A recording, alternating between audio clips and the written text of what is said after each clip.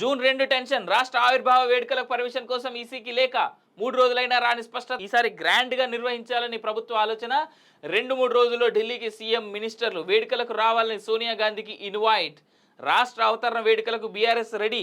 అధికార ఉత్సవాలకు ధీటుగా తెలంగాణ భవన్ వేదికగా నిర్వహణకు ప్లాన్ అంటూ చూస్తా ఉన్నాం.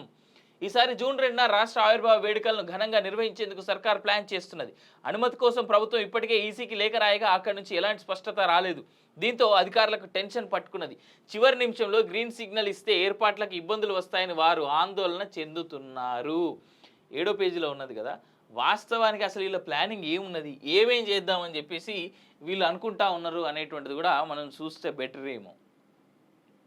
రాష్ట్ర ఆవిర్భావ వేడుకలు నిర్వహించేందుకు అనుమతి ఇవ్వాలని 3 రోజుల క్రితం ప్రభుత్వం ఈసీకి లేఖ రాసింది. కానీ ఇంతవరకు అక్కడి నుంచి ఎలాంటి సమాచారం లేకపోవడంతో అధికారులు టెన్షన్ పట్టుకున్నది. ఆవిర్భావ వేడుకలపై ఈసీ ఆలోచన ఎలా ఉందోనని ఆరా తీస్తున్నారు. వేడుకలకు గ్రీన్ సిగ్నల్ ఇస్తుందా లేక షరతులకు కూడిన అనుమతి ఇస్తుందా అని ఈసీ వర్గాల నుంచి సమాచారం సేకరిస్తున్నారు. ఇటీవల కేబినెట్ భేటీకి ఈసీ అనుమతి ఇవ్వకపోవడంతో మంత్రివర్గ సమావేశం వాయిదా పడిన విషయం తెలిసిందే. దీంతో రాష్ట్ర ఆవిర్భావ వేడుకలకు ఈసీ నుంచి క్లియరెన్స్ తీసుకుని ఏర్పాట్లు చేయాలనే యోచనలో ప్రభుత్వం ఉంది. ఈసీ అనుమతి కోసం ఎదురు చూపులు అంటూ చూస్తా ఉన్నాం. వేడుకల నిర్వహణపై రేవంత్ కసరత్తు. ఈసారి రాష్ట్ర ఆవిర్భావ వేడుకలను వినూత్నంగా నిర్వహించాలని సీఎం భావిస్తున్నారు.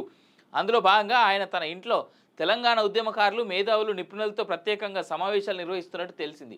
ఇప్పటి వరకు బీఆర్ఎస్ పోరాటం వల్లే రాష్ట్రం ఏర్పాటైందన్న తీరుగా ఆవిర్భావ వేడుకలు జరిగాయని, ఇప్పటి నుంచి అందుకు భిన్నంగా ఉండేలా ప్లాన్ చేస్తున్నారు. రాష్ట్ర సాధన కోసం పోరాటం చేసిన అన్ని వర్గాలకు ప్రయారిటీ ఇచ్చేలా వేడుకలను డిజైన్ చేస్తున్నట్టు కాంగ్రెస్ పార్టీకి చెందిన ఓ సీనియర్ లీడర్ వెల్లడించారు. కాంగ్రెస్ ఇవ్వడం వల్లే రాష్ట్రం ఏర్పాటైందన్న సందేశం భవిష్యత్ తరాలకు చేరేలా వేడుకలు ఉంటాయని వివరించారు. త్వరలో ఢిల్లీకి సీఎం.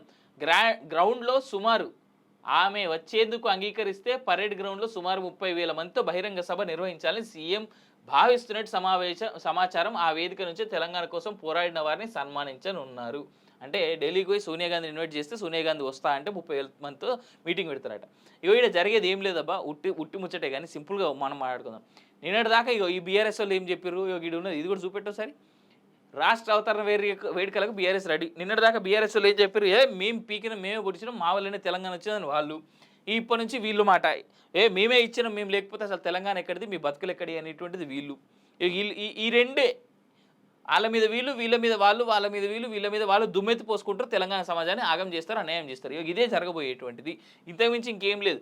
కానీ కనీసం ఈ ఆవిర్భావ సభలో అయినా రేవంత్ రెడ్డి ఒక స్టేట్మెంట్ చేస్తే నాకైతే వినాలన్నది. కారణం ఏంటంటే దేనికి సంబంధించిందంటే, అప్పుల్లో ఉన్నటువంటి తెలంగాణ రాష్ట్రాన్ని అప్పులో ఊబి నుంచి బయటపడేసి తెలంగాణ ప్రగతిశీలం వైపు, ప్రగతి వైపు నేను తీసుకుపోతా, నా ప్రభుత్వం తీసుకుపోతా అని ఆయన చెప్తే వినాలని అయితే నాకైతే ఉన్నది.